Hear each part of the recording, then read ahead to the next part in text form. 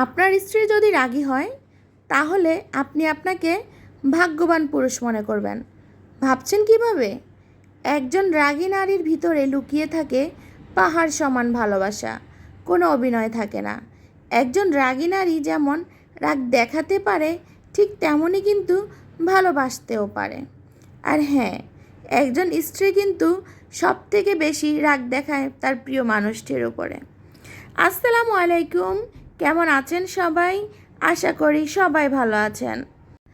আপনাদের যদি আমার ভিডিওর কোনো অংশে ভালো লেগে থাকে অবশ্যই লাইক, কমেন্ট, শেয়ার এবং সাবস্ক্রাইব করবেন।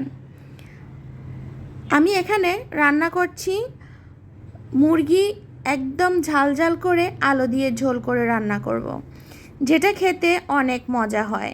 আমি এক চুলায় ভাত বসিয়ে দিয়েছি আর অন্য চুলায় মুরগি রান্না করছি। শুক্রবার মানে হচ্ছে বাচ্চাদের জন্য স্পেশাল কিছু, কিন্তু শুক্রবারে একটু ব্যস্ততার কারণে আপনাদের সাথে আমার ভিডিওটি শেয়ার করা হয়নি। আমি প্রথমে পাতিলে পরিমাণ মতো তেল দিয়ে তারপর গরম মশলাগুলো দিয়ে দিলাম, তারপর পেঁয়াজ কুচি, কাঁচামরিচ কুচি দিয়ে দিলাম, তারপর এক এক করে আদা, রসুন, জিরা, ধনিয়া, লবণ, হলুদ, মরিচ দিয়ে ভালোভাবে মিক্স করে নিচ্ছি।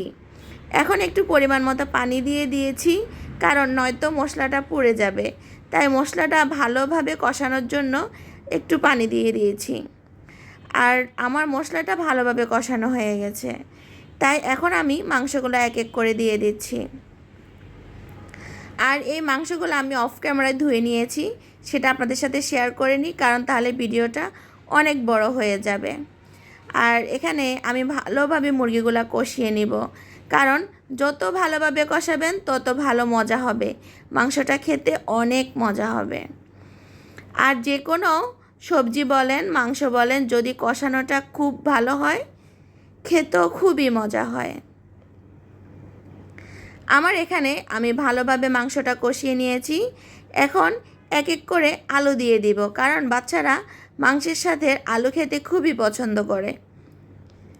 তাই আমি আলুগুলা কেটে ধুয়ে রেখেছি আর এখন আলুগুলা দিয়ে দিচ্ছি, দিয়ে ভালোভাবে কষিয়ে নেব।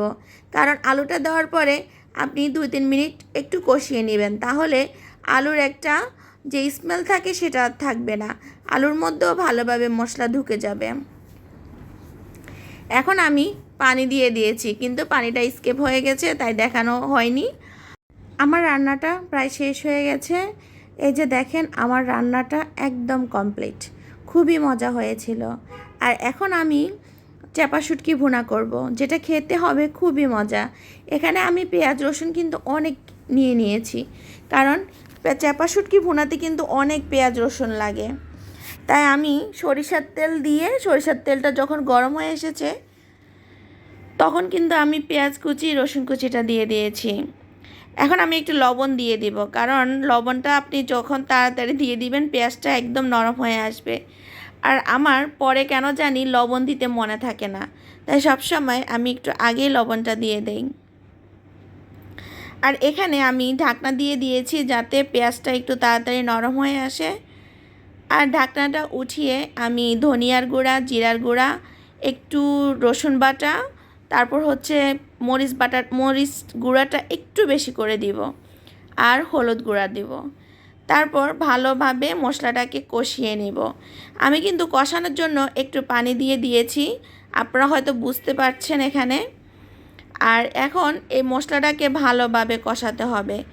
আর ভালোভাবে কষালে হবে কি, খেতে খুবই মজা হবে, কারণ রসুনটা আর পেঁয়াজটা একদম কাঁচা কাঁচাও থাকবে না, একদম ভাজা ভাজাও হবে না, এরকম একটা পর্যায়ে থাকবে। আপনারা নিশ্চয়ই দেখে বুঝতে পারছেন আমি কীভাবে রেখেছি। আমি কিন্তু এখানে ভালো করে এগুলাকে একদম খুন্তি দিয়ে চাপটে মিক্স করে নিচ্ছি। আর এ পর্যায়ে আপনাকে শুটকিটা দিয়ে দিতে হবে। চাপা শুটকি যদি আপনি এ পর্যায়ে দেন তাহলে চাপা শুটকির একটা যে স্মেল থাকে সেটা আর থাকবে না, তেলের মধ্যে আর মশলার মধ্যে একদম মিশে যাবে। আর এভাবে যদি আপনি রান্না করেন তাহলে খুবই মজা হবে। আর আমি এগুলোকে একটু ভেঙে দিচ্ছি, তাহলে কাঁটাটা একদম ভেঙে যাবে, আর কাঁটাটা আলাদাভাবে সরানোর কোনো প্রয়োজন নেই। এভাবে আমি চাপা শুটকি ভুনাটা করে নিয়েছি, খুবই মজা হয়েছে। ভালো থাকবেন সবাই।